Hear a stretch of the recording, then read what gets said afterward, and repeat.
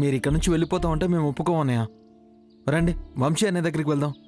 మీరు అన్నయ్యకే సమాధానం చెప్పాలి. రండి అన్నయ్య. ఏమైంది ఆనంద్? మురళి అన్నయ్య ఇక్కడ నుంచి వెళ్ళిపోతానంటున్నాడు అన్నయ్య.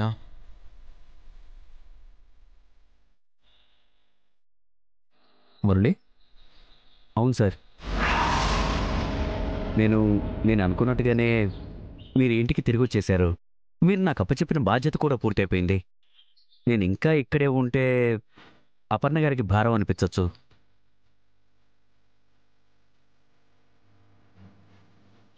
మేము వెళ్ళిపోదామని నిర్ణయించుకున్నాం. సుచిత్ర అత్తయ్య గారు, మీరు కూడా తన బిడ్డేనని అందరి ముందు చెప్పారు కదా మురళి గారు.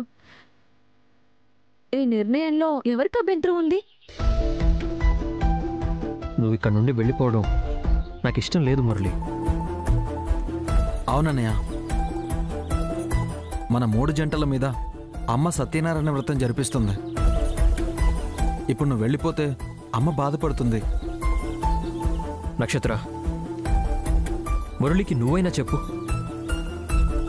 నాకు తగిలిన గాయాలు ఇంకా నయం అవ్వలేదు. నేను కోలుకునేదాకా మురళి ఇక్కడే ఉండాలి. బావ చెప్పిన నిర్ణయం అంగీకరించాల్సిందే బావ. నేనెక్కడున్నా మిమ్మల్ని కాపాడుకుంటూనే ఉంటాను వంశీ సార్. కానీ నేను ఇక్కడే ఉంటే నేను కనిపించిన ప్రతిసారి ఐరేంద్ర అత్తయ్యకి, అపర్ణాదేవి గారికి గతంలో జరిగినవన్నీ గుర్తొచ్చి వాళ్ళకి మనశ్శాంతి లేకుండా చేస్తాయి. అందుకే వాళ్ళ కోసం నేను వెళ్ళిపోవటమే చాలా మంచిది. బావ ఇక్కడే ఉంటే అమ్మ తన మీద కోపంతో తననేమైనా చేస్తుందేమోనని నాకు కూడా భయంగా ఉంది బావ. బావ తన ఇంట్లో ఉంటేనే క్షేమంగా ఉంటాడు.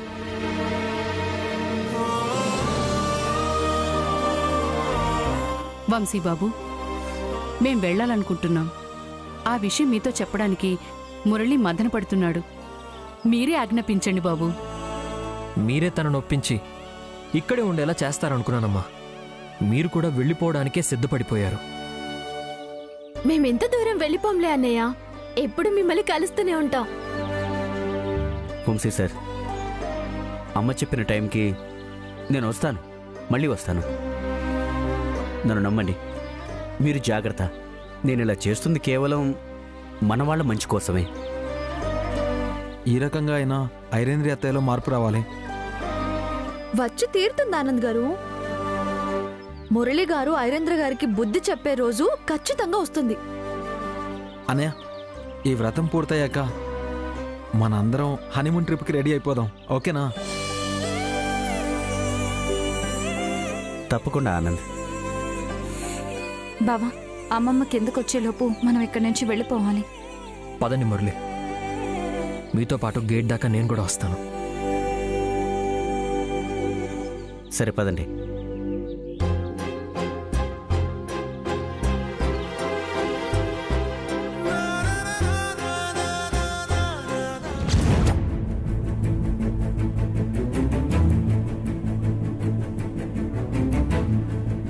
మా అప్పుకి నేను నా భార్యగా అంగీకరించడం ఇష్టం లేదు. కానీ అప్పుకిచ్చిన మాట కోసం నన్ను ఒంటరిని చేసి వెళ్ళిపోద్దు వసు. నువ్వు దూరం అయిపోతే నన్ను మామూలు మనిషిగా నువ్వు కూడా మార్చలేవు వసు. అలా ఎలా అనుకుంటావేమో, నేను శవంగా పడుంటాను కాబట్టి. సార్,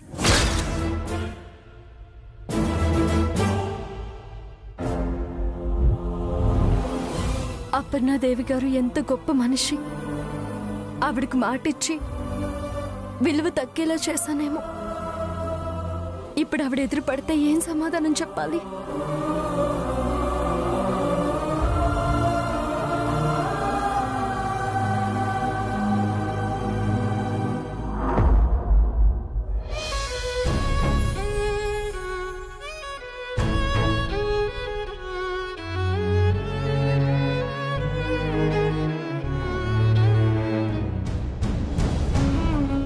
వసు, నీకు ఈ బెలూన్ సంఘటన గుర్తుందా? మనం ఒకరినొకరు ఎంత ఇష్టపడుతున్నామో తెలుసుకోవడానికి పోటీపడి మరి తయారు చేసిన బెలూన్.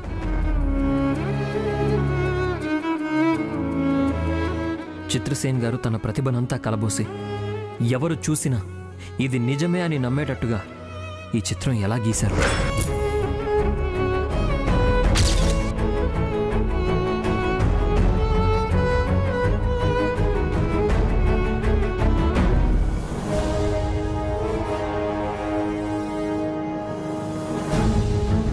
మేడం,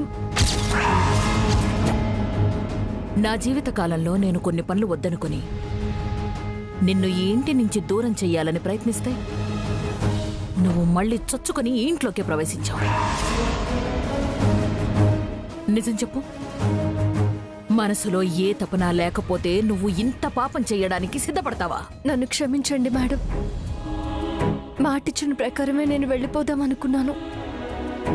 కానీ చావు బతుకుల్లో కొట్టుమిట్టాడుతున్న వంశీ సార్ని కాపాడుకోవడం కూడా నా బాధ్యతే కదా మేడం. నువ్వు ఎదురు పడితేనే కీడుగా భావించే ఈ సమాజంలో ఇప్పుడు కాకర్ల ఇంటికి పెద్ద కోడలి హోదాలో ఉన్నందుకు నీకు గర్వం వచ్చేసినట్టుంది. అందుకే బాధ్యతలు గుర్తు తెచ్చుకుంటున్నావు. వసుంధర, గతాన్ని, జరిగిన వాస్తవాన్ని నువ్వు మర్చిపోయినా నేను మర్చిపోను. నేను చేసింది తప్పే మేడం. కానీ వంశీ సార్ నా మీద రెట్టింపు ప్రేమ చూపించాలని నేను ఆయన ముందుకు వెళ్ళలేదు. ఆపద నుంచి కాపాడుకోవడానికి మాత్రమే వెళ్ళాను. దురదృష్టవశాత్తు నేను ప్రాణాలు కోల్పోతున్న సమయంలో వంశీ సార్ నా మెడలో తాళి కట్టి నన్ను బ్రతికించారు. నా మనవడు ఇంటికి తిరిగొచ్చినా నాకు తృప్తి లేకుండా చేశావు నువ్వు. దానికి కారణం నువ్వు తన పక్కనుండడమే. ఏం చేయాలో తెలియక సందిగ్ధంలో పడి కొట్టుకుంటున్నాను. ఏం చేయమంటారో మీరే చెప్పండి మేడం. నువ్వేమీ చెయ్యకు. ఇకపై నీ చెల్లెల జీవితాన్ని ఎలా కృంగ తీసుకుంటూ వస్తాను నువ్వు చూస్తూ ఉండు. ఎందుకంటే నువ్వు ఈ ఇంట్లో నుంచి వెళ్ళిపోకుండా నాకిచ్చిన మాటని మర్చిపోయావు.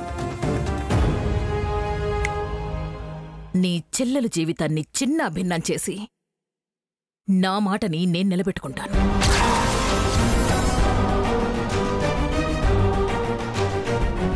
మేడం, దయచేసి అలా చేయకండి. ఆనంద్ గారు మంచివారు. అలాగే జీవితం ఎప్పుడు సంతోషంగానే ఉండాలి. లే,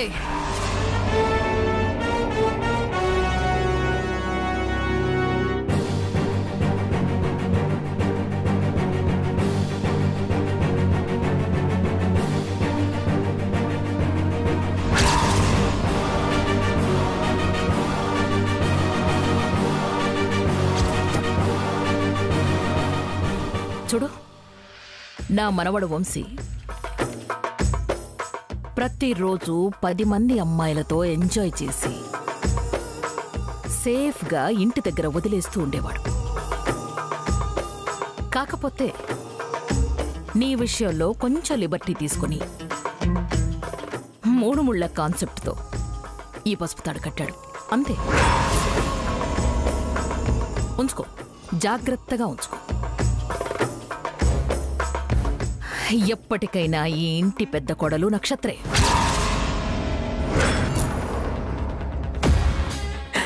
మేడం,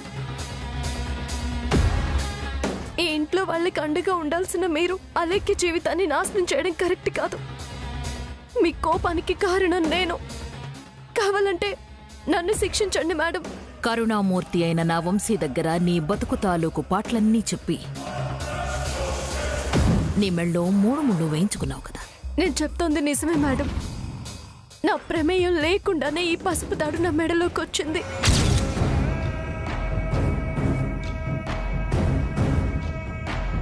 మీకిచ్చిన మాట ప్రకారమే నేను ఇంటి నుంచి వెళ్ళిపోవాలనుకున్నాను మేడం.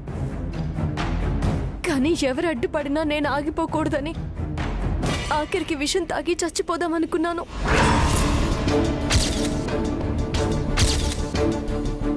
వంశీ సార్ స్పృహలోకి వచ్చి నా మెడలో తాళి కట్టారు. వచ్చిందా దేవుడు అనుకున్నాను. నాకు నేనుగా వంశీ సార్తో తాళి కట్టించుకోలేదు మేడం. నిజం.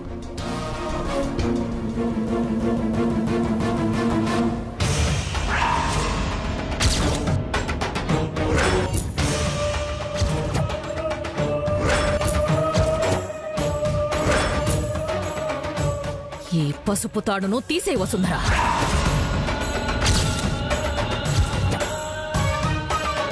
ఈ పసుపు తాడును తీసేయమంటున్నాను. మేడం,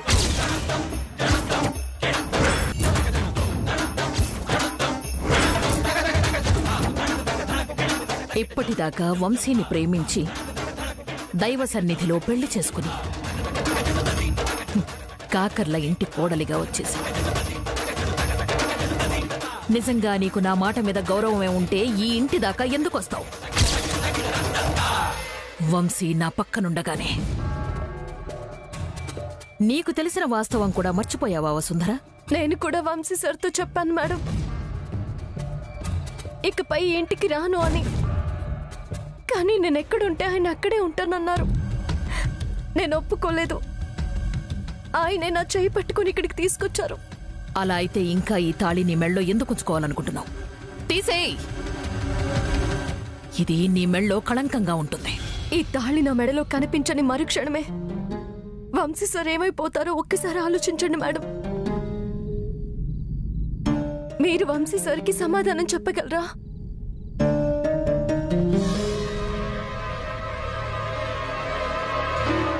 మీరే నా మెడలో నుంచి ఈ తాళిని తీసేశారు అని వంశీ సార్కి సమాధానం చెప్పమంటారా?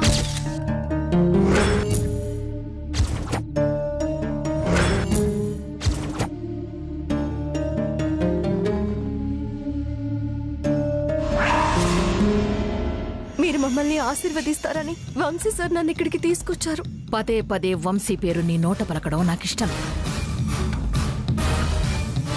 వంశీ చేసింది నువ్వు కాదనలేకపోయావు. వంశీకి తెలియకుండా నేనేం చెయ్యాలో నాకు తెలుసు. మీరేం చేసినా అది నాకు నష్టం కలిగేలా మాత్రమే చేయండి. అలెక్కిని మాత్రం దయచేసి ఏమీ చేయకండి. అయితే నువ్వు కూడా నాకు ఒక ప్రమాణం చెయ్యాలి వసుంధర. చెప్పండి మేడం. నీ మాట మీద నాకు నమ్మకం లేదు వసుంధర. అయినా చెప్తున్నాను విను. ఎలాగూ దేవుడి గదిలో పంచముఖ దీపారాధన చేసి ఈ ఇంటిని అపవిత్రం చేశావు. నీ మనసులో ఏ ఆలోచన ఉన్నా తుడిచిపెట్టే. నీ వల్ల వంశోద్ధారకుడు ఈ ఇంటికి రావడానికి వీల్లేదు. నీ వల్ల వంశాభివృద్ధి జరగకూడదంటే నేను చెప్పినట్టుగా తొందరలోనే ఈ ఇంటికి దూరం అవుతానని నాకు మాటివ్వు.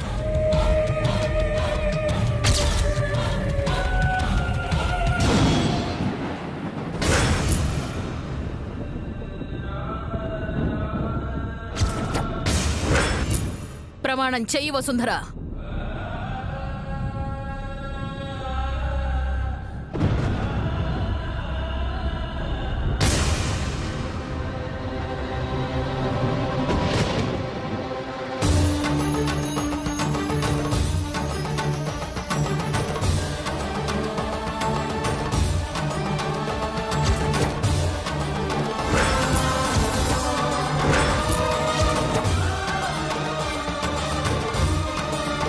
ఇక నీ జీవితంలో జోగేంద్ర నీ కాంతమ్మ మాత్రమే ఉండాలి. ఈ ఇంటితో ఏ సంబంధము ఉండకూడదు. నువ్వు వెళ్ళిపోయేంత వరకు ఈ ఇంట్లోనే ఉన్నా వంశీకి దూరంగా ఉండాలి. ఈ ఇంట్లో నీ కనుమరుగు ఆనవాలే నీ చెల్లెల జీవితంపై ఆధారపడి ఉంటుంది.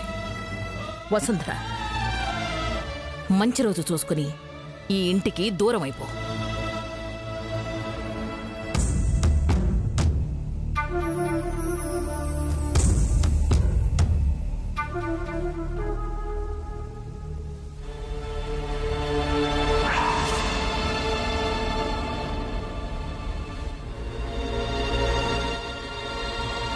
వంశీ సార్, మీరు స్పృహలోకి వచ్చారు. మిమ్మల్ని ఇంటికి చేర్చాను. అనుకున్నట్టుగానే నా బాధ్యత తీరింది. మేడం గారు చెప్పినట్టు నేను ఇక్కడి నుంచి వెళ్ళిపోవాలి. అసలు నన్ను ఎందుకు బతికించారు?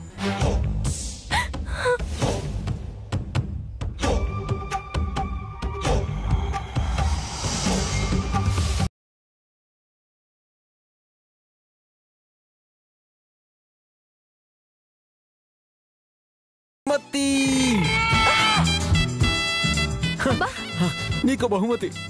ఏంటి శ్రీవారు ఉన్న ఊపు మీద వెనక్కి తిరగకుండా చూడకుండా పరిగెత్తుకుంటూ వచ్చినట్టున్నారు? అయ్యో శ్రీమతి, ఇప్పుడు నేను చెప్పేది విన్నాక గుమ్మడికాయతో దిష్టి తీస్తావు నువ్వు. పూజ సమా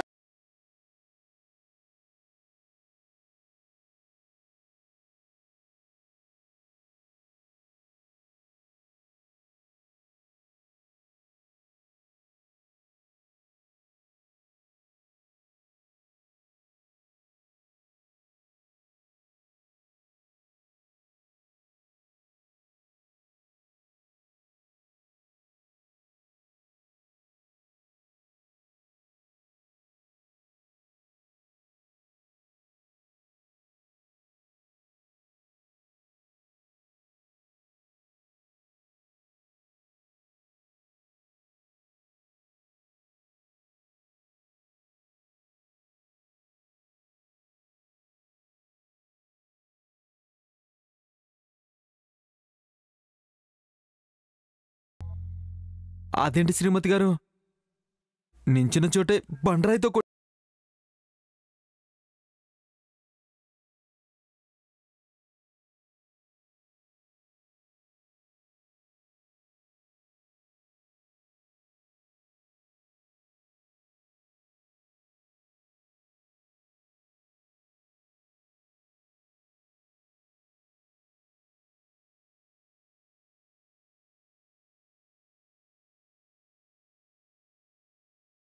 టికెట్స్ తెచ్చారు అన్న మాటే గాని మా అక్కకి బయటకు రావడం అస్సలు ఇష్టం లేదు శ్రీవారు. అయితే మరి మీ మాట ఏంటి శ్రీమతి గారు? మా అక్కకి ఇష్టం లేకపోతే ఏ పని చేయదు. తను ఇష్టపడకపోతే నేను ఆ బాటలో నడవను. కానీ నాతో 7 అడుగులు నడిచారుగా శ్రీమతి గారు. కొన్నిసార్లు బాధని దిగమింగుకోవడమే మంచిది శ్రీవారు. మరి హనీమూన్ టికెట్స్ ఏం చేయమంటారు శ్రీమతి గారు? మట్టి తవ్వి అందులో పాతేయండి. అంటే ఈ విరహ వేదనతో నా మనసుని చంపేసుకోమంటారా శ్రీమతి గారు? బ్రతికించే సులువైన మార్గం ఏదైనా ఉంటే చెప్పండి. ఇలాంటి సమయాల్లోనేనండి ఒళ్ళు బిగుసుకుపోకుండా ఒక ముద్దు హగ్గు ఇవ్వాలి. అలా ఎవ్వరు అడగరు, ఇవ్వరు కూడా. మీరే ప్రయత్నించాలి మరి. కళ్ళు మూసుకోండి.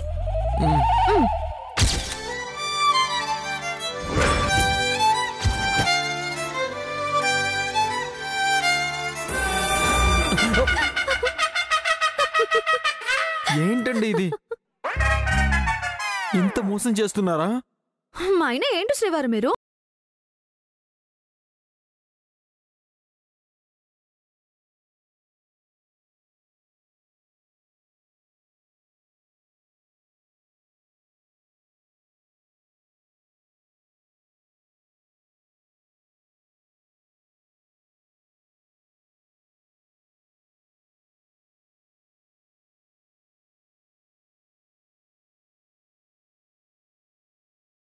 పెట్టాక నేను ఆగేంత వరకు మీరు అక్కడదు. ఒకవేళ నేను గెలిస్తే మీరు ఒక్క ముద్దుతోనే ఆగిపోవాలి. అలాగే శ్రీమతి గారు. కమాన్.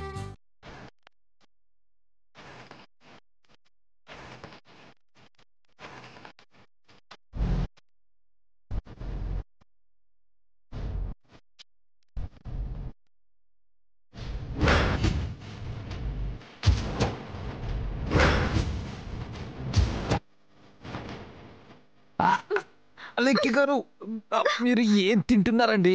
ఇంత బలంగా ఉన్నారు. నేను వండుకున్నది నేనే తింటున్నాను శ్రీవారు. అయితే మీరు ఓడిపోతున్నారని ఒప్పుకుంటున్నారన్నమాట. అస్సలు ఒప్పుకోను. జై బజరంగ బలి, మా నైపులి.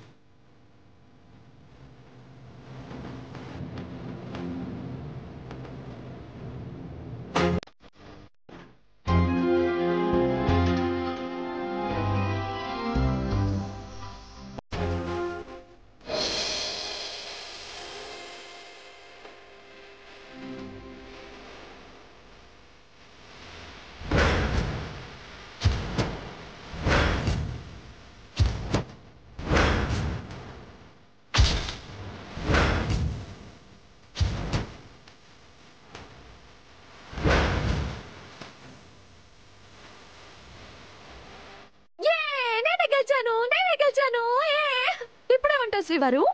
అయితే ఇంకోసారి నాతో కుస్తీ పడి నన్ను ఓడించండి శ్రీమతి గారు.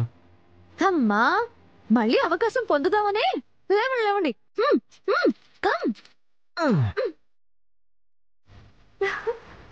శ్రీమతి గారు, మీరే గెలిచారు. అలా అయినా కూడా పోటీ ప్రకారం మీరు నాకు ముద్దు ఇవ్వాలి. లేదు ఇవ్వండి శ్రీవారు. మీకు మరో పోటీ ఇచ్చి నేను పరిగెడతాను. నన్ను పట్టుకోండి. శ్రీమతి గారు